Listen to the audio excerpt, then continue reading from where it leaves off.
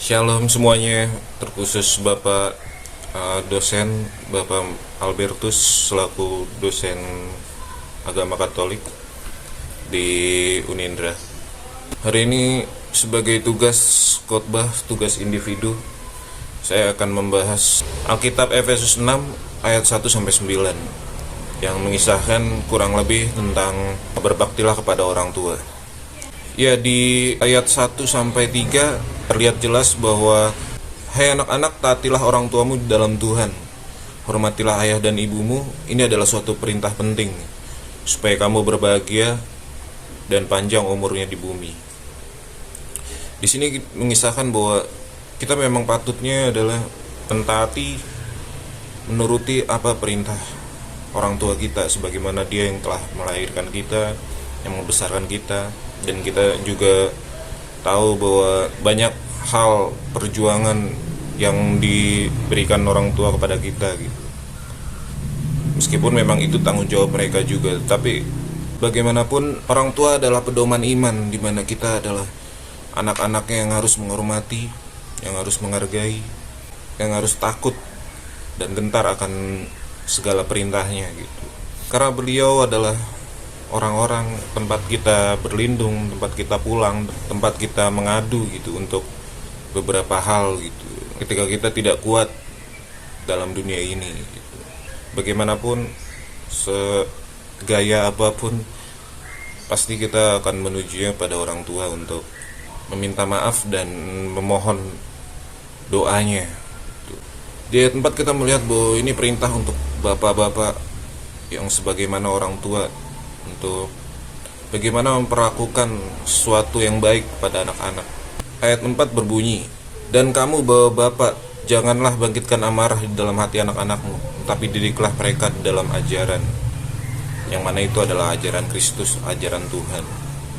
Iya, di sini kita bisa melihat bahwa sebagai orang tua pun kita harus melihat bagaimana cara mendidik anak-anak dengan baik, dengan patuh sebagaimana kita diajarkan, sebagaimana baiknya, agar kita bisa mengerti bahwa pentingnya mendidik untuk tidak dengan kekerasan, tidak dengan suatu hal yang membuat anak menjadi trauma gitu atau sakit hati. Ya, paling tidak mengajar anak itu penting untuk masa depan anak itu sendiri, di mana banyak hal yang menjadi suatu karma, kayak anaknya jadi ngelawan, anaknya jadi amburadul gitu, kayak melawan, tidak menghormati. Itu kan karena ya seperti pepatah, buah tidak jatuh dari pohonnya ya. Mungkin itu karena ajaran orang tuanya sendiri seperti itu. Jadi anaknya membangkang, tidak mengikuti ajaran Kristus. Ya, begitulah. Itulah pentingnya orang tua mengajar anak, para bapak-bapak atau ibu-ibu juga, untuk mengajar anak seperti apa. Di ayat 5 kita melihat bahwa tertulis, hai hamba-hamba, taatilah Tuhanmu yang di dunia dengan takut dan gentar dan dengan tulus hati, seperti kamu takut kepada Kristus. Ya, di sini kita diajarkan untuk bagaimana pentingnya takut kepada Tuhan gitu.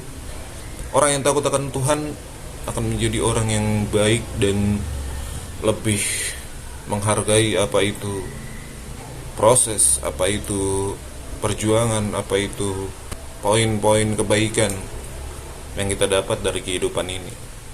Orang yang takut akan Tuhan akan menjadi orang yang lebih bijak dalam melakukan sesuatu gitu. Orang yang tidak takut akan Tuhan pastinya akan membangkang gitu, kayak apapun yang dia lakukan itu tidak memikirkan risikonya gitu. Kayak misalkan melakukan kejahatan, melakukan segala macam yang buruk dan negatif gitu, karena mereka tidak takut akan Tuhan.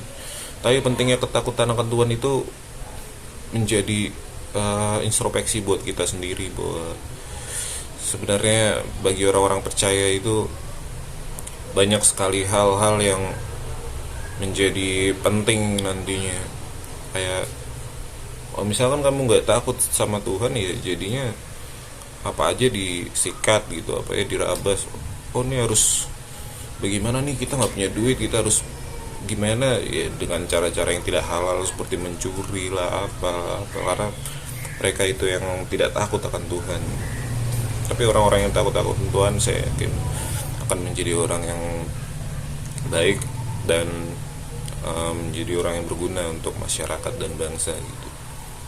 Karena segala sesuatunya akan dipikirkan dengan baik dan matang untuk menuju tempat dimana, wah inilah yang benar gitu, ini yang benar, ini yang baik, harusnya tuh seperti ini, harusnya nggak seperti itu gitu.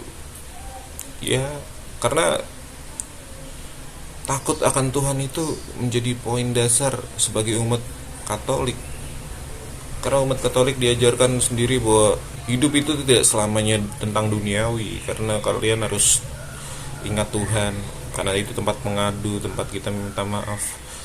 Jadi ya takut akan Tuhan itu penting, karena itulah kita gentar sama Dia dan kita percaya bahwa mujizat itu ada, dan itulah pentingnya sebuah iman,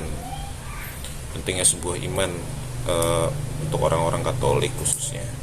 Di ayat 6 pun tertulis, jangan hanya di depan mereka saja untuk menyenangkan hati orang, tetapi sebagai hamba Kristus yang dengan segenap hati melakukan kehendak Allah.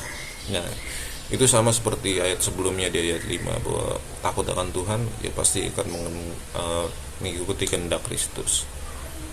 Bagaimana mengikuti kehendak Kristus? Ya kita harus berbuat apa yang diajarkan oleh Yesus itu sendiri. Banyak orang yang karena sudah merasa tercukupi, sudah merasa diri hidupnya baik-baik aja, jadi kayak bodoh amat, apain ini. Lagian kayaknya nggak perlu berdoa, nggak perlu berdoa juga bisa kayak begini gitu, hidup akan baik-baik aja gitu. Padahal enggak, karena dalam ajaran Kristus sendiri kita diajarkan untuk berdoa dan mengikuti kehendak Tuhan gitu, sebagaimana Tuhan ajarkan. Di Bapa kami juga bisa kita lihat bahwa jadilah padaku menurut perkataanmu. Jadi di situ sendiri juga apapun yang terjadi itu atas kehendak Tuhan. Makanya kita hidup itu ya dari kehendak Tuhan gitu. Bagaimanapun kita jalani pasti ada campur tangan Tuhan. Itu pun kalau kita mau meminta kepadanya.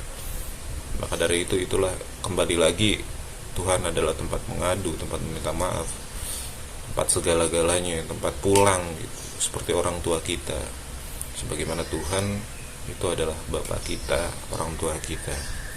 Di ayat 7 juga adalah sambungan dari ayat 6 sebelumnya yang tadi, dimana dia tertulis, dan rela menjalankan pelayanannya seperti orang-orang yang melayani Tuhan dan bukan manusia.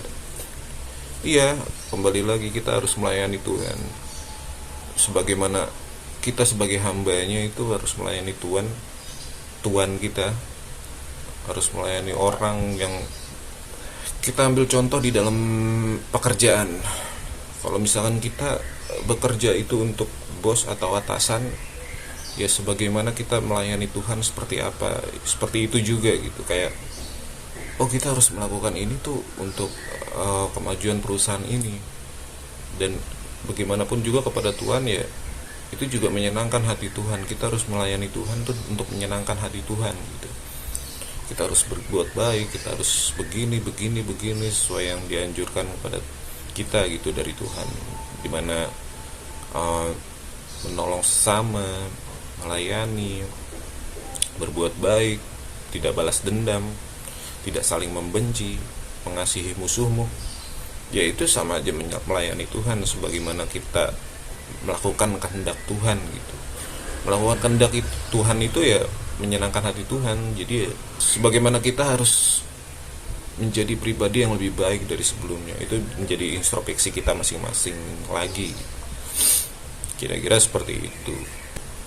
Di ayat 8 kita bisa melihat tulisan yang berbunyi, setiap orang baik, pokoknya setiap orang baik itu, baik tuan atau hamba gitu, akan menerima balasan yang juga baik dari Tuhan. Jadi bagaimanapun itu itu berkesinambungan lagi dari ayat-ayat sebelumnya. Kalau kita berbuat baik pada sesama, ya kita akan mendapatkan kebaikan itu dari Tuhan. Sebagaimana mungkin itu akan menjadi lebih besar gitu. Kita bekerja untuk orang tua kita, kita harus kita ambil contoh, kita bekerja untuk orang tua kita memberikan sesuatu kepada orang tua kita, ya mudah-mudahan kita mendapatkan yang lebih besar dari Tuhan. Karena itulah sebagaimana kehendak Tuhan, kita harus mengasihi, kita harus menghormati orang tua kita harus berbuat baik, kita harus ingat pada Tuhan, harus melakukan kehendak-kehendaknya. Nah, mudah-mudahan kita akan mendapat balasan yang lebih besar dari itu. Sewaktu-waktu saya pernah memberi uang kepada pengemis atau orang terantar gitu. Sementara uang saya sendiri sebenarnya udah nggak terlalu banyak gitu untuk perjalanan pulang. Waktu itu saya lagi di jalan. Tapi suatu ketika ada saja balasan-balasan Tuhan yang mana itu tidak terduga. Itulah namanya mukjizat gitu. Dimana kita harus berbuat baik, ya kita akan mendapatkan kebaikan lagi di waktu yang tidak terduga, atau suatu peristiwa yang kita nggak bisa mikirin sebelumnya gitu. Ternyata kita dapat uang yang lebih besar, kita dapat tumpangan yang gratis, kita mendapatkan ya macam-macam yang membuat kita tuh kayak, oh ini balasan dari Tuhan karena kita udah berbuat baik pada orang lain. Ya itulah pentingnya, karena itu kita harus takut akan Tuhan, hormati orang tua, karena itu dari doa restu orang tua juga. Jadi ya kita harus berbuat baik dan menjalani pasal-pasal yang sudah Tuhan tetapkan gitu. Di ayat yang terakhir, yaitu ayat 9, kita melihat sebuah tulisan yang berbunyi, dan kamu Tuhan-Tuhan perbuatlah demikian juga kepada mereka, jauhkanlah ancaman, sebab Tuhan di surga tidak memandang muka. Ya, kita sebagai dari sisi atasan atau tuan-tuan yang memperkerjakan hambanya, juga memperlakukan dengan baik tanpa ancaman-ancaman, karena Tuhan sendiri tidak memandang muka. Di dalam sebuah pekerjaan ada namanya atasan dan bawahan, di mana atasan memang berhak untuk mempekerjakan atau memperlakukan segala sesuatunya untuk bawahan, tapi tidak dengan kekerasan, tidak dengan sebuah ancaman. Karena itulah ajaran Tuhan, bahwa Tuhan sendiri tidak pernah memberi perintah-perintah yang tidak baik kepada hamba-hambanya. Maka dari itu ya, itulah pentingnya pelajaran atau memahami kehendak-kehendak Tuhan, di mana bagaimana para atasan memperlakukan bawahannya itu seperti apa yang Tuhan ajarkan, di mana Yesus memerintahkan kepada hamba-hambanya juga tidak pernah mengancam, tidak pernah dengan hal-hal yang negatif atau jahat gitu. Dia pasti memerintahkan yang baik dan benar, meskipun dengan cara-cara dia sendiri. Semua punya resep masing-masing, tapi ajaran Tuhan itu yang paling baik, yang paling benar, dimana kita harus menuruti perintah kehendaknya.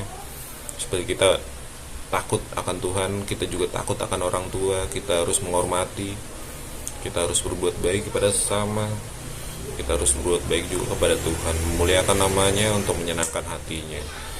Terima kasih, saya kira cukup seperti itu saja. Jika ada kesalahan-kesalahan atau kata-kata yang salah, saya minta maaf. Shalom.